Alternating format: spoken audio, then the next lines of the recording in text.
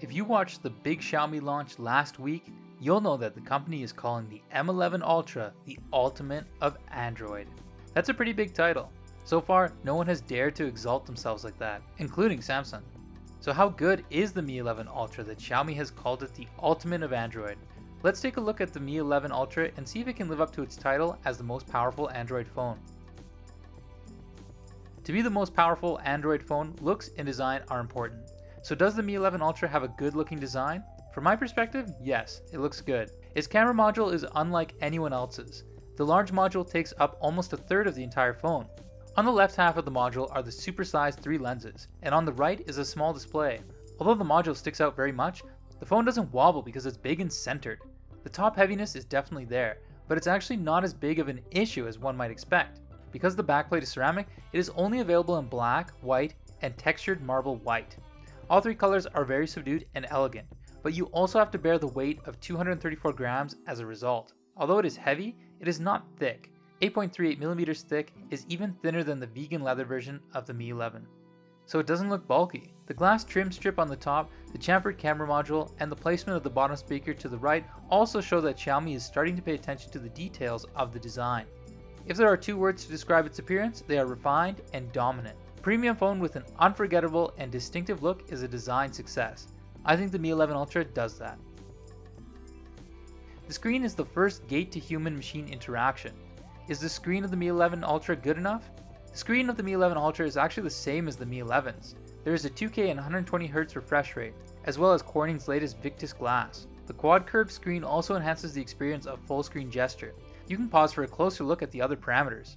There are some subtle differences that come from the software. For example, the peak brightness has increased by 300 nit and Dolby Vision is supported.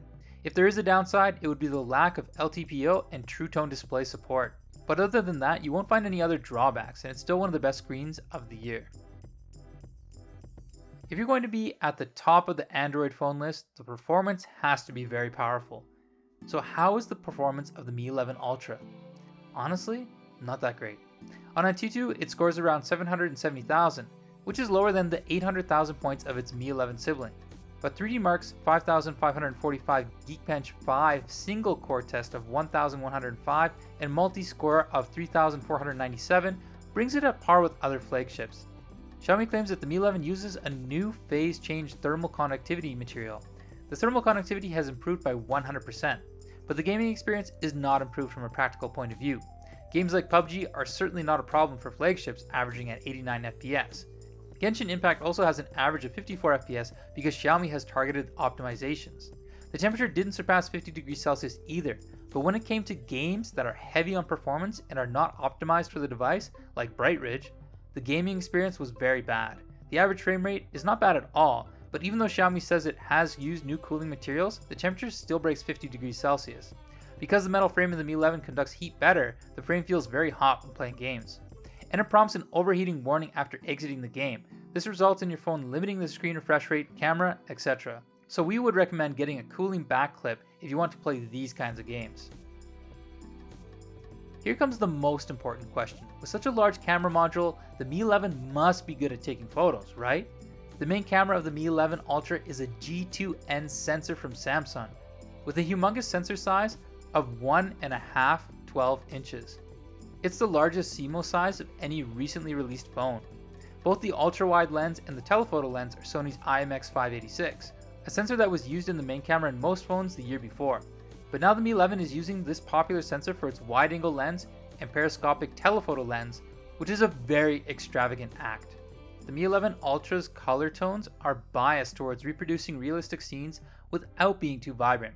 Color accuracy is also much improved over the previous generation. It performs consistently in most scenes. The bokeh from the larger CMOS size is also more pronounced. The background light spot is larger.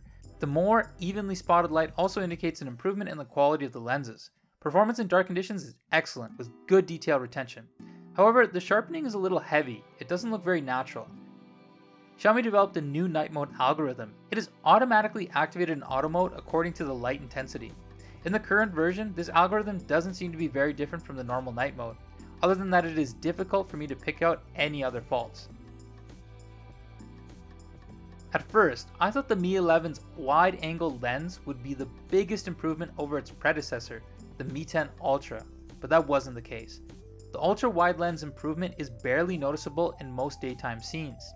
Only at night in auto mode you can see more noise in the dark areas, but the difference is reduced again when you turn on night mode. So although the IMX586 is also used for the ultra-wide angle, the improvement is not as much pronounced as you might expect. The lens also has an integrated macro mode, but the closest focusing distance is the same in macro mode and normal mode, so you can ignore this mode. It's also a step backwards compared to its predecessor. The Mi 11 Ultra is still using a 12mm lens, with more distortion around the photo, which needs to be noted. A 5x telephoto lens has not changed in terms of hardware, but there are software improvements. This lens can now be used in night mode. But it doesn't really matter because of the dynamic range of the telephoto lens is much better on the Mi 11 Ultra as compared to the Mi 10 Ultra, even without the night mode on. I think since it's a flagship phone, the periscopic telephoto lens is still important because it can help you take very good photos in cluttered environments. You should also notice zooming between the main camera and the 5x telephoto is only possible through the frame rate crop of the main camera. When you use 1x to 5x zoom, the Mi 11 turns off the main camera pixels 4-in-1 mode. The 50MP crop frame is automatically invoked to zoom in. Because the individual pixels of the main camera are large enough, you don't have to worry about excessive loss of image quality. You don't have to worry about the Mi 11 Ultra's performance in video shooting either. It performs very well. All three lenses support 8K and 4K 60fps, and you can switch lenses in 4K 30fps recording too. Notably, the Mi 10 Ultra can only do that in 1080p 30fps video. The Mi 11 Ultra is really impeccable when it plays well, but there is a problem with Xiaomi's new phones. It's that the firmware can be very problematic at first. The most common problem is the very high shutter lag and the particularly slow HDR compositing. There's also the old Xiaomi problem of wavering white balance, but it is much better than the previous Xiaomi phones in this video. The telephoto strategy is also a bit strange. The Mi 10 Ultra zoomed in to 5x in the same scene calls for a periscopic 5x telephoto shoot, while the Mi 11 Ultra zoomed into a 5x is a cropped version from the main camera sensor, so you need to be careful when you shoot. Even if you were fine with the previous bugs, this one will be hard to ignore. Sometimes at the end of a photo shoot, you'll find that the photo you've taken has been zoomed in multiple times for no apparent reason, making it completely unusable. The problem has occurred twice in the last few days of taking photos. Hopefully Xiaomi will fix this issue in the next version soon. As with the Mi 11 and Mi 10s, the charger and charging cable are not included in the box. They are packaged separately. This time the battery of the Mi 11 Ultra uses a new negative material. It allows the battery to increase its power storage capacity. That's why you can see that there is actually a 5000 mAh battery crammed into an 8.38mm body. The charging power isn't as aggressive as the 120 watts of last year's Mi 10 Ultra, but 67 watt of wired charging plus 67 watt of wireless charging is top notch, especially wireless charging. In testing, wired charging charges the phone to 22% in 5 minutes, 90% in 30 minutes, and it takes only 36 minutes to fully charge to 100%. Wireless charging charged up the phone to 14% in 5 minutes, 78% in half an hour, and it took 43 minutes to fill up to 100%. For supporting such a powerful wireless charging phone, Xiaomi has also launched an 80-watt wireless charging dock. The styling is very cool. It can charge horizontally and vertically and is able to control whether the cooling fan is on or not. As for why the charging dock is 80 watt instead of 67 watt, I guess Xiaomi's new mobile phones launched in the near future will continue to break the record of the fastest wireless charging technology in mass-produced phones. Because of its huge battery, its battery life should be great, right? Half an hour of TikTok and 1080p video playback uses 5%. 20 minutes of PUBG uses 12%. Genshin Impact for 30 minutes uses 17%, and Bright Ridge for 20 minutes drains 15% of the battery. It seems to be pretty well optimized for light use, and about the same as any other phone for heavy use. Mi 11 Ultra brings the best hardware of 2021, but does it have any other highlights? Remember that little screen on the back of the phone? It allows you to check the time, but also messages, charging animations, and more. But the best thing about it is that it can be used for selfies. And the rear lens doesn't have beauty effect, keeping your selfies realistic. Unfortunately, the screen doesn't support video recording yet, but I guess Xiaomi will update this feature soon. There's no shortage of infrared transmitters and NFC, but the USB is still 2.0. I have to criticize Xiaomi on this point.